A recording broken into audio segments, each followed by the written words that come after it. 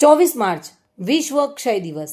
વિશ્વ સહિત દેશભરમાંથી ટીબીના દર્દીઓને ઓળખીને યોગ્ય નિદાન અને ચોક્કસ સારવાર દ્વારા ટીબીને નાબૂદ કરવાના ઉદ્દેશથી દર વર્ષે 24 માર્ચના રોજ વિશ્વ ક્ષય દિવસની ઉજવણી કરવામાં આવે છે. આ સંકલ્પ હેઠળ ભાભર આરોગ્ય વિભાગ દ્વારા ક્ષય નિવારણ માટે ઉત્કૃષ્ટ કામગીરી કરાઈ રહી છે. ક્ષય નિવારણ માટે કેન્દ્ર અને રાજ્ય સરકારની વિવિધ યોજનાઓ અને અભિયાન કાર્યરત છે, જે અંતર્ગત ભાભરના સબ ડિસ્ટ્રિક્ટ હોસ્પિટલ અને 5 પ્રાથમિક આરોગ્ય કેન્દ્ર ખાતે ટીબીના દર્દીઓની ઓળખ, નિદાન અને સારવાર થકી સરકારના ટીબી મુક્ત ભારતના ધ્યેયને સાકાર કરવામાં આવી રહ્યું છે.